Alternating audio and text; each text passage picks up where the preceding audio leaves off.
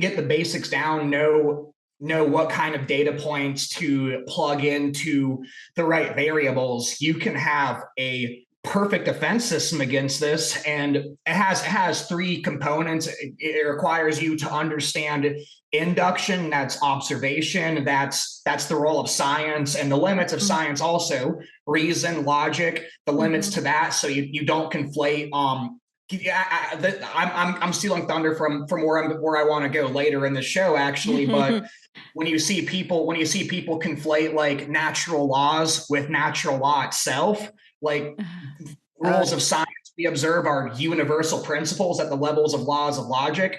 That's actually devastating to thought, and I can get more into that later. And then the third one I'd argue is revelation and meta narrative. So both those things I described, induction, deduction, with the kind of system I advocate, both of those are actually revelation, but they're more general revelation, where special revelation would be more of the meta narrative, our role in the whole cosmos and the significance of our experience in human life ultimately. So I'd say you need a narrative to give you purpose, and you also need those prior methodologies from general revelation to orient all it and navigate through all this. Yeah, I would agree with that. So when you want to start with the one versus the many, and this does seem to be the ongoing battle. And where do we come from, and why is it relevant? I'd say the one very important concept to grasp is one versus the many, or universals in particular. So it's very obvious that we live in a universe of both oneness and plurality. It's like you have no causal chain of events, for example, that's in isolation. In some way, whatever happens affects the big picture, as you could say. But also it's not really a closed system as we think of it. So rather if you emphasize the one or the many, you paradoxically get monism, rather you're a pantheist or an atheist. And I'd argue that if you disorient any of those approaches, if you confuse the one for the ultimate or the many for the ultimate, you end up collapsing subject-object distinction, and you end up in the wizard circle where these, I'd argue, Spanish Mason-derived grifters, whether it's Marxism, fascism, any of them, can cast spells on you and bamboozle you and put you in some arbitrary category, have you waste your time fighting the wrong battles until they steal your civilization, destroy everything. And where do you feel like this is? Because I feel like a lot of that is very intuitive for most people, right? But then we get to Plato and Aristotle, and I feel like this is kind of where this battle really, I think in terms of Western culture and Western thought is, that's the crux of it. And then you have the Neoplatonists, who I feel like they really solidify this whole, discrepancy between the one versus the many, and they were glorifying the one, right? The one was far superior to the many. And then I feel like everything is really downstream from there. It's either you follow the line of Neoplatonic subversion, or and I'm curious your thoughts on this, but I don't necessarily subscribe to the whole Plato versus Aristotle as a villain or a hero. I think that both of them had merit. I think that there were elements that were more useful in each of them, and less useful. Yeah. Well, that also gets into the whole. This might go over some listeners' heads, but you've heard the debate between radical realism and moderate realism. It gets into, like, I really don't. It's like if you can recognize that Aristotle and Plato are kind of similar and agreed on more than they disagreed on, then it shows you that whole debate is framed arbitrarily as well. Like, a lot of this is just made up distinctions to obscure things and get people to take sides when they really don't need to. And one more thing I want to add to that, though, is another thing that's been rehashed, though, as well as Neoplatonism, is actually Epicureanism. So Neoplatonism is once you go to the one, but Epicureanism and atomism is once you go to the many. So once we have atheistic systems, it's sort of a rehash of that, but it still gets to the same point, because it all ends up being monism, where one is everything. The ultimate being is one thing, and we're all just sort of appendages of that experiencing itself. Right. And this is what we see today, right? This is what we see with the new thought leaders, with the, even with the technocrats who are trying to foment singularity. Right? This is all Yeah. about how. So I always frame it as being kind of a dialectic. This is just to bring it into modern day context, but I always frame it as this is a dialectic that is ultimately the end goal is the same. The telos is the same, but you have the technocrats who talk about, it's more of a forced singularity using technology. But then you have the, spiritual oneness, where they convince you that we're already one. Our consciousness is already all connected. And so therefore, what difference is, I feel like they're laying the groundwork so that, you can Yeah, no, accept the you technological even have singularity.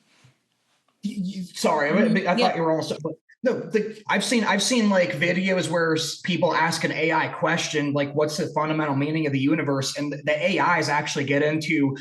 You see, you're stuck in the illusion of separation, where really we aren't separate, but we have our egos and everything, and our arbitrary desires, where we think we're different, but really we're all the same being. So let go of your passions, your wants. And what that translates to in authoritarian language is stop being selfish, stop Yep. caring about your rights, and just let us put a boot on your neck, or you're the problem. Yep. Yep. That's exactly right. They keep telling us we have to disown. We have to separate from our selfishness.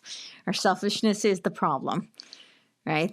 That's the language that you hear from these the spiritually ascended, if you will, uh, who are part of the Psychian class and know way more than us, and therefore they should rule over us. Which some would argue is what Plato is outlining with his philosopher kings, but I don't think so. Yes. I was actually about to get to that. I was actually Okay. about to get to that, and yeah. So where I want to get to, we're not going to be able to get to this in this first talk, but I eventually want to get to both Jonathan Edwards and Immanuel Okay. Kant, because Jonathan Edwards, he's not perfect. Like in Freedom of the Will, he definitely contradicts himself wildly. I'm not sure if you actually read that, but I'm just giving an example. Mm-hmm. But his general framework is what I advertise for. Then Immanuel Kant, he's the one who pushed altruism, where you know morality is defined by abstract categorical imperatives. So he removes teleology from what's right and wrong, where I would say there is an abstract set of right and wrong things,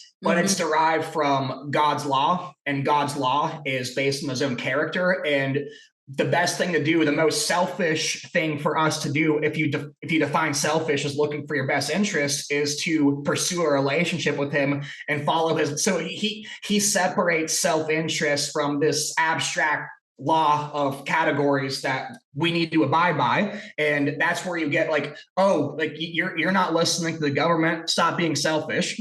Mm-hmm.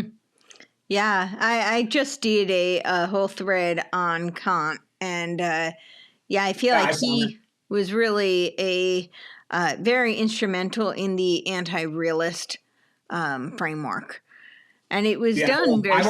Yeah, what were you gonna say? I want to get to him. I want to get to him, but I want to, yeah, I want to lay the Okay. prior groundwork Okay. for, yeah, how you end up getting like the dialectic between rationalism and empiricism, because if once you get that, like the kind of errors Kant makes are very clear. Because I remember before I studied the Enlightenment, I hear people criticizing Kant, and it just kind of went over my head. But then once I got in the weeds with Descartes, Spinoza, Locke, Hobbes, all these guys, it's like, oh wow, this guy's a wizard. Yeah, literally a wizard. Yeah. Yeah. All right. So who do you want to go to next then? Well, I actually, so I wanted back to what I was saying about universals versus particulars. So Yes. if you want to get out of the dialectic of the one versus the many, which I'd argue goes back to Democritism or Epicureanism versus Neoplatonism, I do agree with you that the whole mess of Plato is a big part of it. Mm-hmm. I just think there's another part of dialectic which might not be as significant because it all ends up in the same monism. But yeah, it all comes down to misunderstanding the one and the many. So we need to be able to understand universals in particulars. So a universal, that's pretty much just an abstract category for, if you have a predicate like the grass is green, that's a universal. And the grass, the thing you're talking about, that's particular, though grass can also be an abstract category, which in a sense is a universal also. So this comes down to, do our thoughts and do our language reflect reality? And if you say yes to that, you're called a realist. And that's the system that Courtney Turner and I both advocate for. So I'm going to read two quotes. First, I'm going to go on to Plato's dialogue with Euthyphro after this, but I want to let Courtney respond, because I'm sure that she's going to have a lot to say. So the first quote is from I'll just say, before you read the quote, I'll just say, so do you framed it as, do our does our language reflect reality, right? Are they abstract categories in our head? Yes. Right. And so the inverse of that would be that our language shapes it, and that's the first law of Hermeticism, which is mentalism. And that's what we're seeing pervasively today. Yes. So that's the dialectic. That's the, Yes, exactly. So first one I'm going to read from is from Robert L. Raymond's New Systematic Theology. And this starts at page 50. An overwhelming of particulars, everything in the universe is viewed by the philosopher as a particular. If every particular man encountered and remembered the man himself as a particular composed of particulars, remained in him unique and completely unclassified and unclassifiable, again, just as would be the case if man had no reasoning ability, knowledge and communication would be impossible, for nothing would have meaning. This is so because its sole providence of universals, the all-encompassing concepts, is to give particulars their meaning. No one states the reason for the necessity of universals for knowledge more plainly than Francis Schaeffer. So this is on to Francis Schaeffer, and he is not silent. The Greek philosophers spent much time grappling with this problem of knowledge, and the one who wrestled with it the most was Plato. He understood that in the area of knowledge, as in the area of morals, there must be more than particulars. If there is to be meaning in the area of knowledge, you have particulars by which we mean the individual things we see in the world. At any given moment, I am faced with thousands, indeed literally millions of particulars just in what I glance with my eyes. What are the universals which give these particulars meaning? This is the heart of the problem of epistemology and the problem of knowing. And by the way, epistemology means like theory of knowledge. Like these are big words, but it has a simple meaning. It's just like there's a lot of like academic drivel that obscures things and makes people's like eyes squint. Yeah. Whenever you bring this up. Yeah. So it's literally just the study of knowledge, how we know things. Yeah. This is not only a linguistic thing. It is the way we know. It is not just an abstract theory or some kind of scholasticism, but the matter of actually knowing and knowing that we know. The Greek philosophers, and especially Plato, were seeking for universals which would make the particulars meaningful. How can we find universals which are large enough to cover the particulars that we can know we know? Plato, for example, put forward the concept of ideas, or another. So for those of you who have read a little bit of basic philosophy books, it would be his ideas would be the world of forms, also just putting that there, which would provide the needed universal. This is Plato's solution, an ideal somewhere that would cover all the possible particulars. That's the world of eternal forms. The Greeks thought of two ways to come to this. One was the sense of the polis. The word the polis had meaning beyond merely a geographic city. It had to do with the structure of society. Some Greeks had an idea that the polis, the society, could supply the universal. And we see this today with the fallacy of consensus and, so-and-so thinks this group thinks this. So, we got to go along with it. Politics on the whole, but yes. Yeah. or consensus of experts is more good. So Plato's Philosopher King. It's like a little bit mixed. Yes. But the Greeks were wise enough soon to see that this was unsatisfactory, because then one is right back to the 51% vote or the concept of the small elite, which there's the experts. Yes. So one would end with Plato's Philosopher Kings, for example, but this too was even limited. Even if one were to choose the Philosopher Kings and the Polis, eventually they were not going to be able to give a universal, which would cover all the particulars. So the next step was to move back to the gods on the grounds that the gods can give something more than the Polis. But the difficulty is that the gods, and this even includes Plato's, because Plato still had the one, he still had the demiurge, like he had his own gods. He just wanted to have his cake and eat it too, I'd argue, simply were inadequate. They were personal gods in contrast to the Eastern gods, who include everything. There's your monism again, and are impersonal, but they were not big enough. Consequently, because their gods were not big enough, the problem remained unsolved for the Greeks. Just as society did not solve the problem because it was not big enough, so did the gods did not settle because they were not big enough. The gods fought amongst themselves and had differences over all kinds of petty things. All the classical gods put together were not enough, which is why the concept of fate in Greek literature, which one never knows for sure, rather the fates are controlled by the gods or rather the fates control the gods. Are the fates simply the vehicles of action of the gods, or are the fates the universal behind the gods, and do they manipulate the gods? There is this constant confusion between the fates and the gods as the final control. This expresses the Greeks' deep comprehension that their gods were simply inadequate. They were not big enough with regard to the fates, and they were not big enough with regards to knowledge. So though Plato and the Greeks understood the necessity of finding a universal and saw that unless there was a universal, nothing was going to turn out right, they never found the place which the universal could come from, neither from the polis, nor from the gods. And this is from He Is There and He Is Not Silent, pages 37 to 41. So yeah, that's the quote. He is, where is this from? He is there and He is not silent. It's part of Francis Schaeffer's apologetics trilogy. I highly recommend it. Like, he's Francis Schaeffer. By the way, Francis Schaeffer back in the 70s, he was like, by the way, in 50 years, people are going to be so confused. They're not going to know what a man and woman is. Right. He was one of the only guys ahead of that. Yeah. Wow. I'm not familiar with him. I'm going to have to look at, 1972, theory of knowledge in Christianity. Okay. Interesting. Well, interestingly Robert enough. L. Raymond. Sorry, Robert L. Raymond. Have you heard of him? Who? Robert L. Raymond. No. Well, I got the one before that from Justification of Knowledge. I have to recommend Robert L. Raymond, though. Like his new systematic theology, the first few thousand pages of that are really good for epistemology.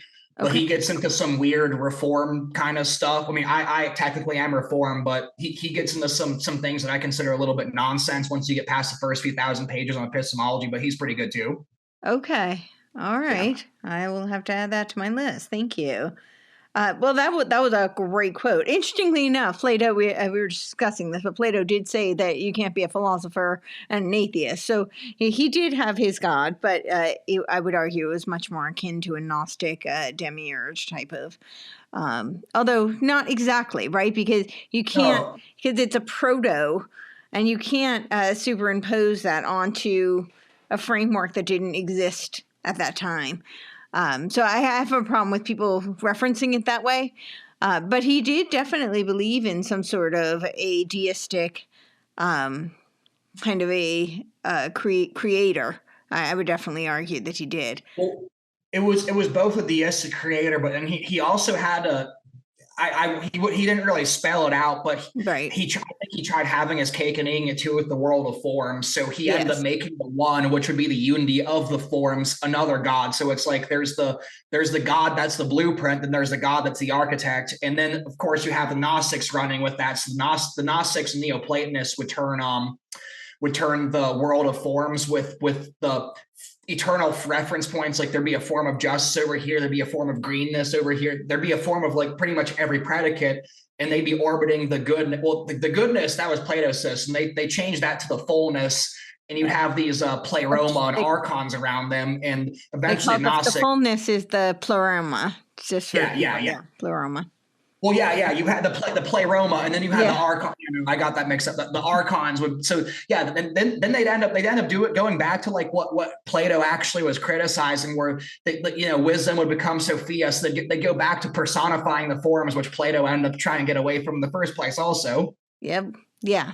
They kind of inverted it, and that's why I say it's a Neoplatonic subversion. I think the Neoplatonists subverted both Plato and Aristotle. But this idea of what he's trying to, what the ancient Greeks were trying to address, this idea of having some sort of a universal that would help to ground the particulars, is quite profound, actually.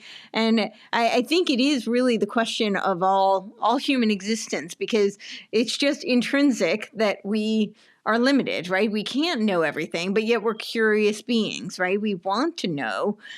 We're striving to learn and to grow, and hopefully we use that. That's from the gift of free will, right? Hopefully we use that as a vehicle for morality and for virtue. But we all just know inherently, like every being knows that they are limited, that we can't know everything, but we also can't function without having some kind of having a universal that we agree on, right? We can't function without taking some things as face value, whether or not we know for sure, this is why there's an element of faith, right? There has to be some sort of faith, because otherwise we would just be perennially paralyzed by our not knowing, right? If we were if we had, That's why I say revelation is necessary. Mm-hmm. Yeah. Okay. It all has to come, like the methodology and the narrative have to come from the same source too. Mm-hmm. Because like if you don't have methodology, also it's like if there's no methodology to back, like if you can't, you make propositions but you can't really dissect them. You can't say, wait, how do you verify this? Like then you're back to the parallelization. Also, it's like it's like the faith and methodology have to go hand in hand. Also, and that's the only way. Like you can't have one without the other. And that's actually why the rationalists and empiricists are wrong, because they say that faith has to be built on the foundation of those two, so that it ends up just collapsing all of them in on each other to where you end up getting the same monism. It implodes into monism. Yeah. I think this is so. Some of it I do think is organic, like where people are, genuinely, authentically searching, and they end up one extreme or the other. But I do think that there's also, and I'm curious your thoughts on this, I do think there are also, people who have weaponized these extremes in order for dialectical means, right? What are your thoughts on that? Yeah, I mean, it's interesting. It's interesting because Rene Descartes and oh shoot, what was the name of that? What was the name of that guy? You remember? Nicholas Montague. I don't know if it was Montague. Malebranche.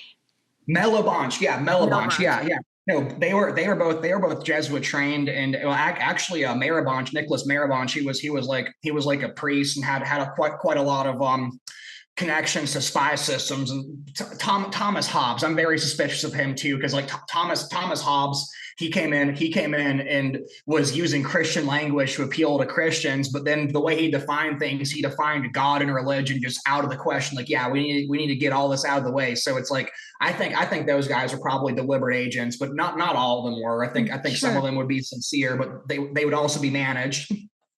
Sure. Yeah, that guy. Yeah, a French oratorian. Right. I'm always concerned. I'm always a little skeptical of the oratorians as a whole anyway, because it's there's no record, right? So usually when you want things to be, it's the most effective, right? That's why discourse is so powerful for creating like the dialogue of consensus, right? The whole Delphi method of dialogue and discourse. I think that's a partly because it's so effective, but also because it's there's no record of it, right? So I think that's Well, yeah, how the mob works. Essentially, everything's yeah, done. Yeah. keep that window off to the side, obviously, because we're gonna go back to him. We're gonna go back to him because he's I'd argue he's responsible for the march to deism more so than Descartes was. Oh, interesting. Okay. Yeah. Because More. he was a student for Descartes, and he ended up being really influential for Leibniz, which I'm sure you know. Like Leibniz is more well known, but yeah, like his whole Leibniz, yeah. So there's a lot of dispute around Leibniz. So some people, I know Alexander McGee, who wrote Hegel and the Hermetic Tradition, who he also wrote the Cambridge Handbook of Western Mysticism and Esotericism. He argues that Leibniz was very immersed in the Rosicrucian circles. Yes. Okay. What? So Leibniz had an esoteric journal actually that he never published, but he actually came up with symbolic math 150 years before it allegedly came out. Like what symbolic math is, right? Where like you connect numbers to esoteric. It's 100% Pythagorean occultism. Yeah. So I believe I agree with McGee on this. I think people like him were also agents, and there's a reason why I think he was expelled from the English court and wasn't allowed to come back in. And I think that's actually a good thing, because that means he didn't do as much damage to English and thus American thought as he could have also. Oh, I want to find this book. He didn't publish it. Do they have any records of it? Yes, they do. They do. Do you know where we can find that? Leibniz? I have to. I don't remember. I don't remember the name. If you look up, it might be I think it's called his Esoteric Notes. His Esoteric Notes. That might be where you can find it. So look up Leibniz Esoteric Notes, and I think you'll find it. Okay, Leibniz Esoteric Notes. Well, interesting. It comes up under Stanford Encyclopedia of Philosophy. Oh no, that's exoteric philosophy. Yeah, metaphysics. Lecture notes? I don't know. I'm gonna have to do some digging on this, but no, it was either Esoteric Journal or Esoteric Notes. It was unpublished, but there's like it's one of these obscure archive things where I found it. I don't have it on hand right now. No worries. Yeah, I don't have my phone near me, but it's yeah. I did some digging in preparation for this. Yeah. Awesome. All right. Well, I will have to. Oh, I think we may have found it. Okay, Esoteric Tradition. All right. Well, yeah, we'll dig for that. But interesting. I'm very curious about that, because that is like an ongoing debate in the field of philosophy, whether or not Leibniz was really a good guy who was trying to, who was oriented towards truth, and he's being wrongfully subverted and aligned with these esoteric institutions as a way of discrediting him. And then those who are saying that, no, we have lots of evidence to uncover that he was, speaking in Aesopian language, and he was, tied in with these esoteric. I wanted to get to this later after going through Descartes and okay, but we'll do it after then. Well, we can shelf. I'll just say this really quick. So it is interesting that,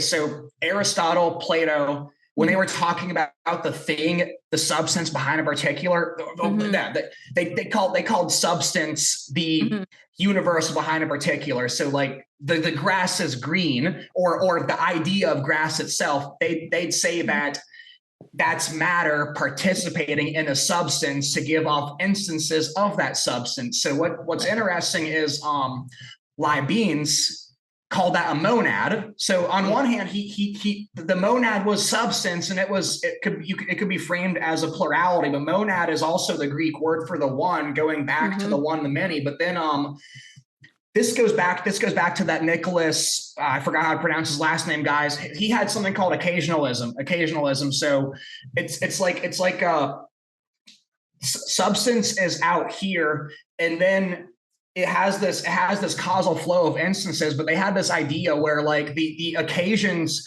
had this symphonic harmony with the universe as a whole, but Mhm. they completely subverted the causal chain of events. So they completely subverted primary causation and secondary Mhm. causation. So it's all like the mind of God constantly creating. So I'd also say it's like subverting the Christian doctrine of providence and like confounding Mhm. creation with providence. So the eight ball never actually hits the cue ball. Those instances are happening simultaneously, but each of those cause and effect chains from those substances are their own contained microcosm mirroring the harmony of the universe. So like that's pretty suspicious if you ask me. I would agree with that. Yes, I would agree with that Yeah. as well. But Uh, like it's worded to where like you can see it like, hey, like because like okay, well the way he defines the monism, or not monism, the I just used the word for it earlier. The remember the mon word I used? the monad. Yeah, the monad. Yeah, the way he defines it, it's like that's not plurality right there. But then once you get to like the machinery of it and like look under the hood, it's like, well, this results in monism and deism. You get the same problems. Yes. Yeah. Oh, this is a good graphic of it. It's a spiraling up to the infinite monad. Yeah. So okay, so then we've got so then we move towards the Neoplatonists, and they're focused on the monism, right? Everything is one. This is all the whole journey is to return to the undifferentiated all. We have that there were a couple of different, right? Like it was Plotinus was the most prominent, and then we have Origin and um, yeah, so I don't know. Where do you want to go next? I know I jumped ahead a bit. So, No, you're good. You're good. Well, hold on. I wanted to go back. So I read quotes from hmm Robert Raymond and Francis hmm Schaeffer describing the issue. So I wanted to go yeah. back to a primary source of Plato himself in Okay. his Apology of Socrates. So I sent you the link to this, the full thing. So after I sent this, I trimmed it down and put a little bit of commentary in there. So I'll be reading from both my commentary and the dialogue I copied and pasted. But the Okay. context for this is so this is just a primary source showing how the Greeks wrestled with universals from particulars and how to categorize and distinguish things. So the context is Socrates and Euthyphro met by chance outside the court in Athens, where Socrates is about to be tried on charges for corrupting the youth and for impiety, for not believing in the city's gods and introducing false gods. So Euthyphro is there to prosecute his father for murder, and he ends up having a conflict of conscience because that means he's pushing for his father's own death, and he uses Socrates as a sounding board to soothe his conscience, only for Socrates to expose his cognitive dissonance and really rattle Euthyphro's cage. So I'm going to start here. My Okay. father and my family, says Euthyphro, flare angry with me for taking part in the murder of and prosecuting of my father. This shows Socrates how little regard for how little he knows about the gods and their piety. So he says, "Good heavens, Euthyphro, and is your knowledge of religion and things pious and impious so very exact that you are not afraid lest you too may be impious and bringing action against your father?" So Socrates is like saying, hey, like you're talking as if you have all the answers and what the essence of piety and impiety. So he's asking for what the universal is for piety and impiety and ultimately justice. hmm Euthyphro responds, "The best of Euthyphro, Socrates, is this knowledge, the knowledge of all such matters." To which, in mock admiration, Socrates replies, "Rare friend, I think that I cannot do better than be your disciple." So Socrates continues, "I adjure you, tell me the nature of piety and impiety, which you said you know so well. What is piety and what is impiety?" So at this conjuncture, what Socrates is asking Euthyphro is in exhibition of absolutely comprehensive knowledge of those two categories, a universal, so piety. He says, good heavens, Euthyphro, and is your knowledge of religion and of things pious and impious so very exact that you are not afraid lest you too may be doing an impious thing and bringing action against your father? Oh, no, I already read that. My bad. I lost my place on the page. Oh, it's okay. So, what is piety? What is impiety? Without hesitation, Euthyphro replies. So this is after Socrates asks for the universal. Without hesitation, Euthyphro replies, piety is doing what I am doing. That is to say, prosecuting anyone who is guilty of murder, sacrilege, or of any similar crime, and not to prosecute as impiety. So he's going with, I'm upholding the abstract moral category. So he's actually answering like a Kantian about 2,000 years before Kant was around. After a brief interchange regarding Euthyphro's unquestioned commitment to belief in the Greek gods, and Socrates acknowledge it of his inability to do so, the latter returns to the original question. I would hear from you a more precise answer to the question, what is piety? When asked, you only replied, doing as you do, charging your family with murder. But I did not ask you to give me one or two examples of piety, but to explain the general idea which makes all pious things to be pious. So this is what happens when you talk to people who can't really justify unjustifiable beliefs to justify something. Instead of justifying like the abstract for the position, they go off and give instances of what they're trying to explain as if that explains the general concept, which they can't justify. Mm-hmm. That's pretty much like how all people who are doing gnosis, which means just like arbitrary leap of faith knowledge, end up answering such questions.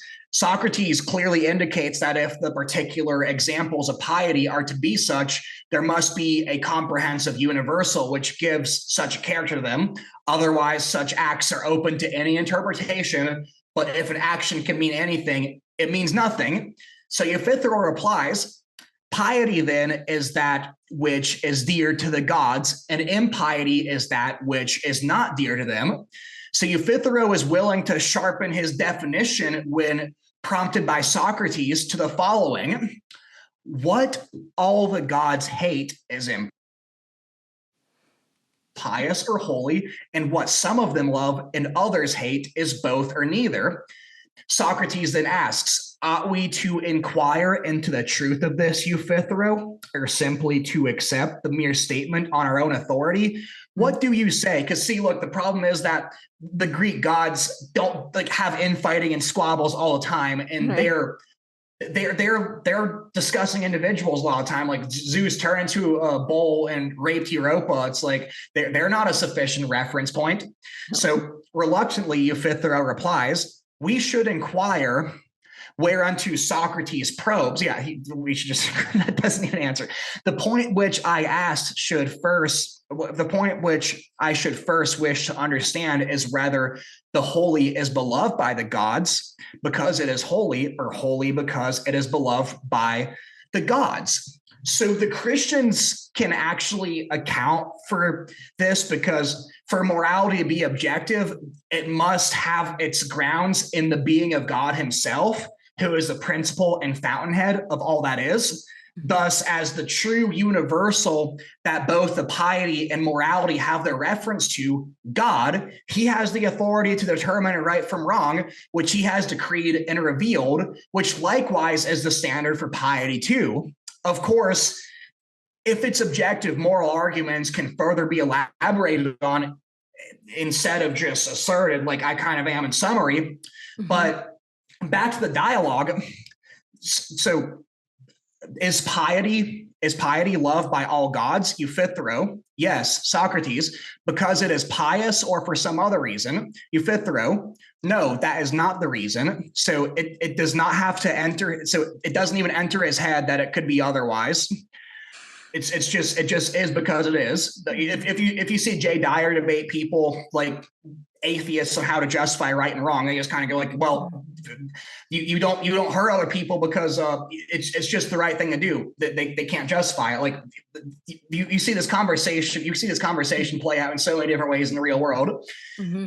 It is love. No, it is love because it's pious, and not pious because it is loved. Euphythro, yes.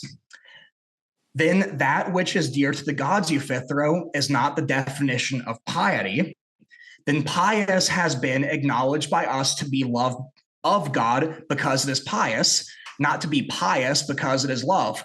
Thus you appear to me, Euphythro, when I ask you what is the essence of piety, to offer an attribute, so that's another example only, and not the essence, their attribute of being loved by all the gods, but you refuse to explain to me the nature of holiness. I will ask you again, tell me once more what piety really is. Then Euphythro says, I really do not know, Socrates, how to express what I mean. For somehow or other, our arguments, on whatever ground we rest them, seem to turn around. So he can't answer it. Then he turns around and walks away. So the dialogue concludes with Euphythro dejected, asserting, I am in a hurry and must go now. So Socrates cries, alas, my companion, will you leave me in despair? So all this points to the fact that for the Greeks, piety is something independent of their two small gods, something above the gods which they themselves do not determine, and which remains beyond the grasp of unassisted human justification. So yeah, there was a couple of times where I missed my spot and had to reread a line, so I hope that was easy to follow. But yeah, do you have any comments on that?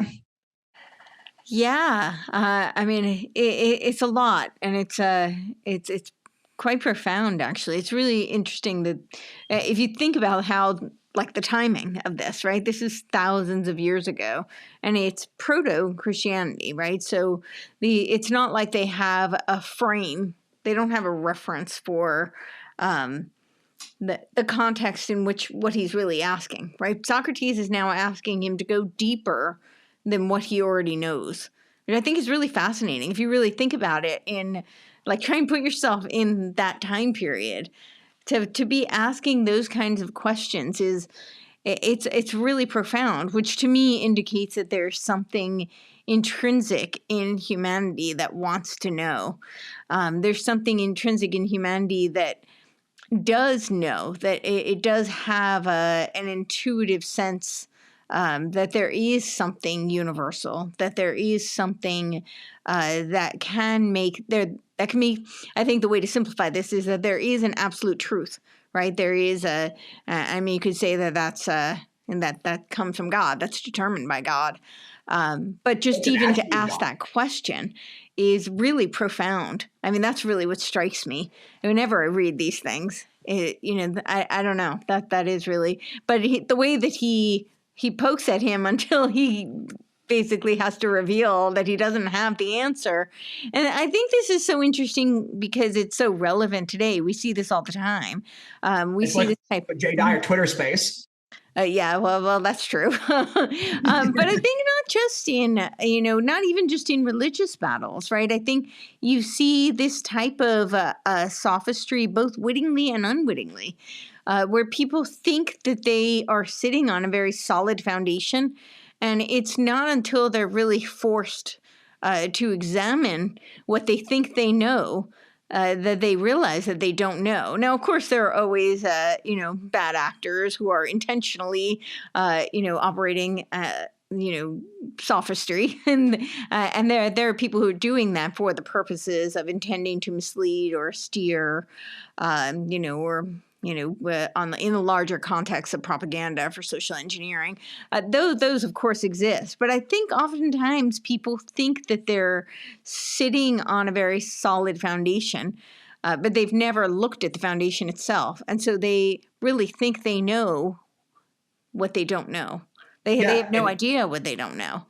And I think this is why we are seeing so much destabilization, because as we began saying how in X amount of years, people won't know if there's a man or a woman. I mean, things that are just so fundamentally obvious. But the reason why that can even be questioned and called into question is because people don't have a solid foundation. And if you don't have that, but they think they do. That's what's so fascinating about this, and I think what's really so precarious.